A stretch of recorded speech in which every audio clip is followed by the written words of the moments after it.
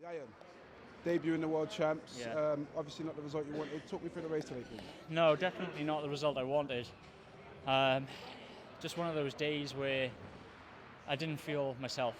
I felt great on the start line.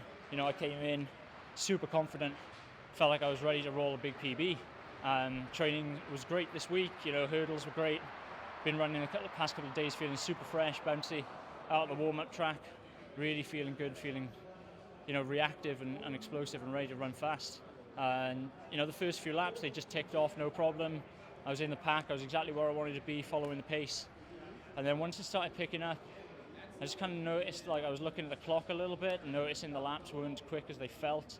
My first few were like some 70s and they felt a little bit quicker, and then as people started coming around me, I started fighting to try and stay on the back of them, get into another rhythm, and just found that I didn't have that gear. I felt like I was stuck in fourth gear for the whole race, and so there's a lot to kind of analyse over the next few days and figure out exactly what went wrong.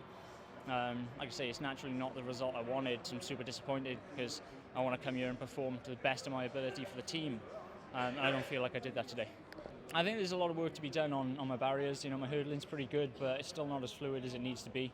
A little bit more water jump practice would go a long way as well, because as good as some of my barriers are, I'm still a little bit inconsistent. I'm still not great at hurdling with my left leg, so I find that I'm forcing it to the right even if I'm not in that natural rhythm coming into the barrier. So there's a lot of work to be done over the winter towards next year's Commonwealth Games. And then just a lot more aerobic work. You know what, the crowd's unbelievable. Nothing can prepare you for it.